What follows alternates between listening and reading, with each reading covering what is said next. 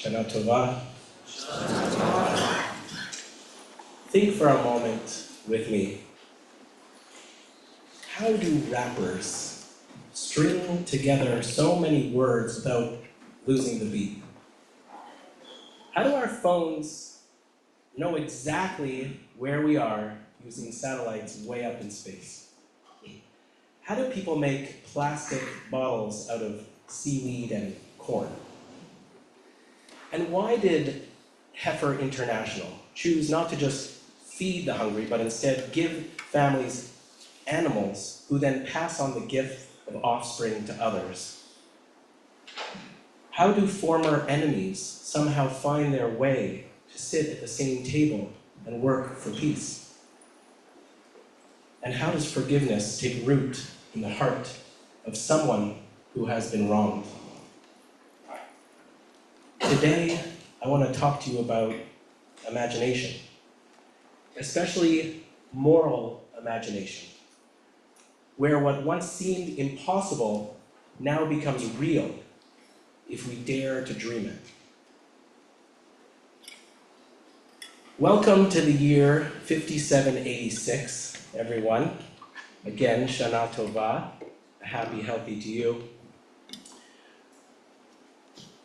If you know a little bit about Jewish history, you know that we have been dragged through the mud many a century. So it's not surprising that we have a traditional saying for Rosh Hashanah, Tichle Shana v'kileloteha tachel Shana u'virkoteha. May this year and its curses come to an end. May the new year and its blessings begin. This year, these words feel so true. On Rosh Hashanah, we start a journey of discovery of tshuva. Maimonides says that true teshuva is when we face the same situation where in the past we made a mistake, but this time we choose differently. Or as Albert Einstein once said, the definition of insanity is doing the same thing over and over again and expecting different results. The challenges we face in this 21st century are grave, but I believe our challenge is not the problems themselves, but rather our inability to imagine alternatives. Change asks us to think outside the box, to break old patterns, and to write new stories. Will this new year bring with it the same status quo, the same compromises, or will we have the insight enough to walk through door number 3? Door number 1 is the obvious choice. It's the status quo. It's what we've always done. It's the habits of our lives. No disruption, not much imagination there. It preserves what is while leaving the deeper issues untouched. Door number 2 is the halfway move. It recognizes that something isn't working, but only goes so far. It makes a gesture of change, but without real transformation. It tries to please everybody and ends up leaving no one truly satisfied. Door number 3, on the other hand, is the imaginative, courageous option. It's not the predictable path, but the one that reframes the situation, honoring multiple truths and making space for transformation. It's not fantasy, it's practical imagination, expanding the horizon of what's possible while grounding in justice, mercy, and responsibility. Today's Torah reading is a story where our ancestors, in my interpretation anyways, walked through doors 1 and 2. But the story insists, even when the world seems harsh and possibilities are withering, we must open our eyes to the impossible being born. For decades, Abraham and Sarah wanted a child. Sarah laughs at God's promise. How could she, at her age, bear a child? And then she does. Isaac is born, a child of laughter, mitzachek, a miracle. But then the story turns dark. Earlier, Sarah had Hagar bear a child. Now Ishmael is alive, he's growing, he's laughing, mitzache. Sarah's fear and jealousy flare. How can I share a roof, a future, a blessing with this other child? She tells Abraham, drive them out. This is door one, the obvious safe path. Follow fear, preserve the status quo, avoid risk. It creates suffering, but it is predictable. Abraham is unsettled by this treatment of Hagar and Ishmael. He's grasping, at least at door two, for a compromise. Abraham hesitates. He listens to Sarah. He tries to balance competing needs. But ultimately, he casts Hagar and Ishmael out into the desert. When their water runs out, Hagar sits apart from her son and wails, "Let me not see my child die." Despair presses in. Let me ask you, have you ever felt like Hagar? Hopeless with no options ahead, feeling that your trauma is the only reality with no reason to carry on? Or have you felt like Sarah? Have you ever felt backed into a corner where the only way forward seemed to protect only your own interests? How often do we feel there's only one option, as if there are not infinite possibilities in all moments? Or do you ever feel like Gonna be 85 today. stuck complicit Can you hear this? in injustice rather than making the harder, more moral choice? Talking about This story change. is doubly vexing because this is actually the second time in the Torah The girls had a that great Hagar is time with kicked you out all of the night, home. right? Truly, this Well, I is just a need the air definition conditioning. of insanity. Say it again. But the I'm wearing my Torah hearing is aids. here to I just shine need a the air light, on. I'm dying. Okay. to open our eyes to other possibilities, here to beg us towards more. Vayishma Elohim et kol hana'ar. God hears the voice of the child Ishmael. A messenger of God speaks to Hagar, Al tir'i, don't be afraid. A great nation will come from him. And here's the moment. Here's the moment when despair turns into imagination. Vayifkach Elohim et eineha I vatered can't do it ein yet. mayim. I fucked it up. I want to listen to God this. 1 minute. opens I'll do Hagar's it in a minute. eyes. Doesn't and she matter. sees a well Please don't water. start today. Something shifts in Hagar. Life is possible again. She rises, gives Ishmael water, and they survive.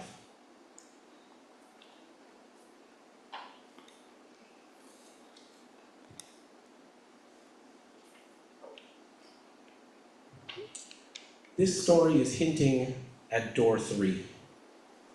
Hagar, filled with empathy, finding her inner courage, and with God's help, manifests water in a parched desert.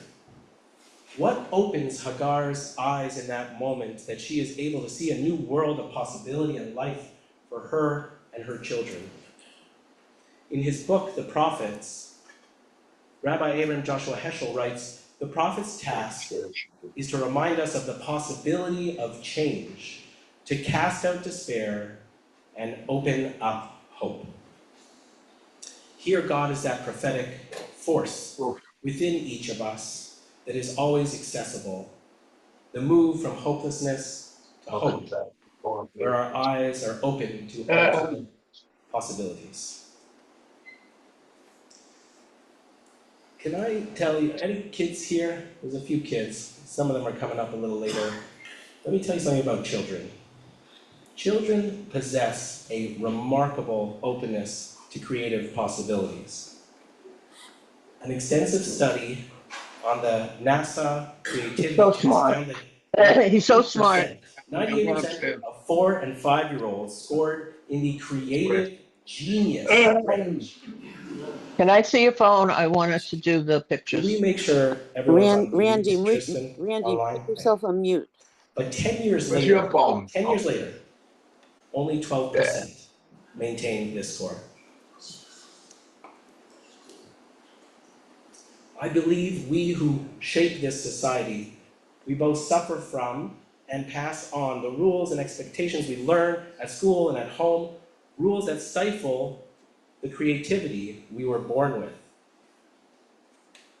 This summer, I did not expect it when Rabbi Francine Roston, our scholar in residence, she was asked, "What brings you hope?" And she said, "What brings me hope is neuroplasticity." Wow. Now that's the brain's ability to adapt, reorganize, form new neural connections. Sure, those synapses are firing at a much higher level when you are children. Yes, that's true. But any time in our lives, like Hagar, we have the capacity to grow and to create alternate habits. Just as our brains can rewire and grow, communities too can reimagine what's possible. Let me share a few brave examples of people opening door 3 in the world around us. In rural Ghana,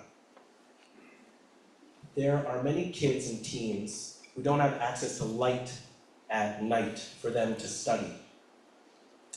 And during the day, they also have very limited recreation options. So a group called Empower Playgrounds are building merry-go-rounds that generate electricity. As kids spin and play, the power then charges lanterns that they can take home with them to read, to learn, and to dream after dark. That's door 3 in Ghana. Here's what it looks like at home. I want to talk about the Lamoille Community House, which is breaking the not in my backyard mindset by bringing together faith groups like JCOGS, social services, law enforcement, and businesses. Last year, they opened our county's first year-round adult shelter, and this summer, they added transitional housing and a multi-unit warming shelter in Waterbury, all for families. When so many doors are shut, door 3 means dignity, it means meals and a clean bed, it also means connections to care, to housing, and to employment. This next story connects to our Torah portion. When we read about Hagar and Ishmael, ancestors to Muslims, and Sarah and Isaac, ancestors to Jews, it's kind of impossible not to think of the war and conflict between Israelis and Palestinians. On our interfaith trip to Israel back in April 2023, we met Roots, an organization based in the West Bank.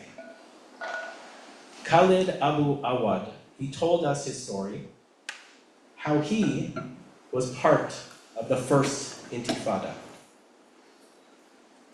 But when his brother was killed, and a group of Israelis from Roots came to his own home to offer their condolences, he chose actively not to join the Second Intifada, but instead he spent 25 years building peace. Roots co-founder Rabbi Hanan Schlesinger says, "Extremists tell our societies it's us or them. Fewer and fewer people act daily to challenge the fear and hate. In the midst of the status quo, everyday trauma and fear, Roots brings Israelis and Palestinians together for environmental projects, language exchange, and courageous conversations. They stand against settler violence and promote nonviolence in Palestinian schools. And in the US, they come and they share their lessons at torn apart campuses inviting students to imagine a future of dignity and safety.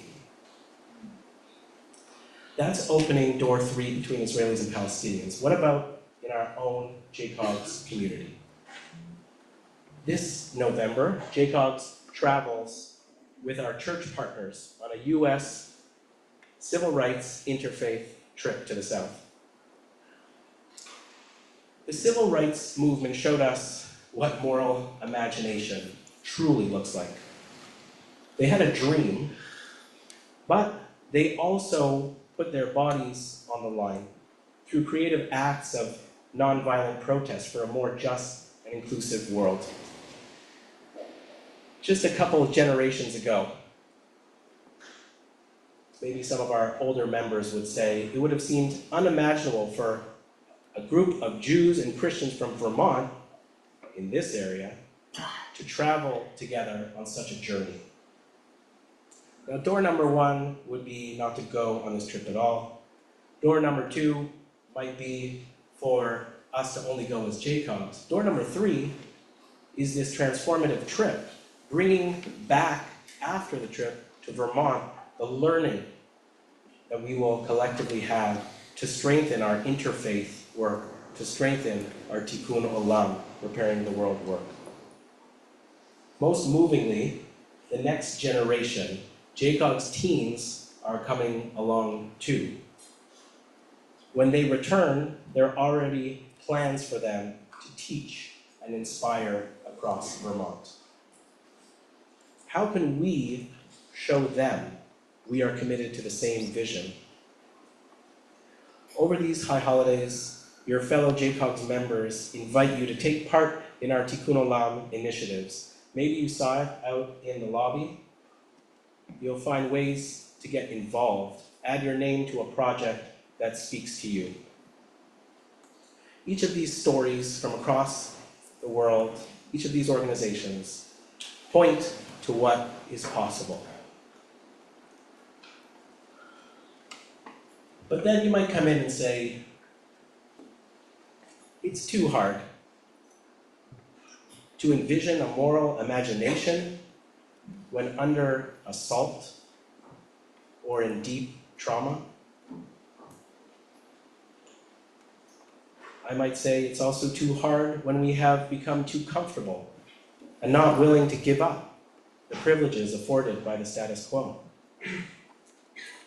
As a community leader, as a parent, as a partner, as a human being, I'm ever aware of the limited resources of time, of finances, of human capital. I have great sympathy too for the choices Sarah and Abraham made.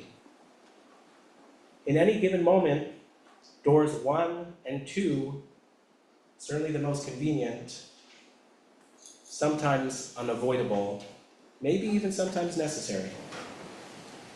But remember that every leap forward to a world worthy of our ancestors, worthy of our children, came because people refused to settle for the status quo. They did their best within the limits they had and dared to imagine door number 3. And because they did, the world is different. Ultimately, Rosh Hashanah and Yom Kippur, these days of awe, they ask us to reflect. Are the compromises we've made serving us?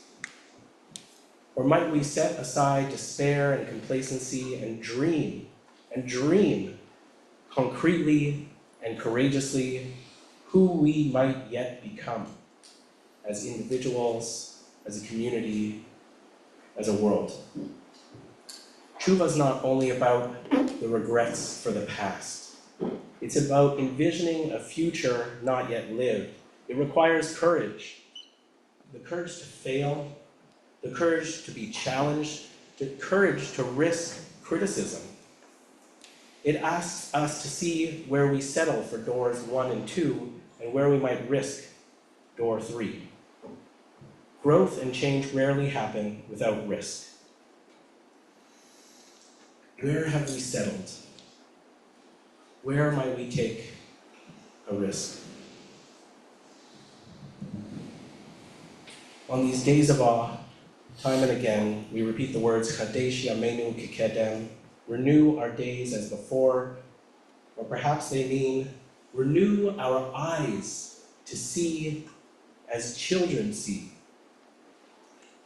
Please God, in the face of what seems, what feels impossible, open our eyes to remake ourselves, to imagine moral alternatives, to transform what is within our power.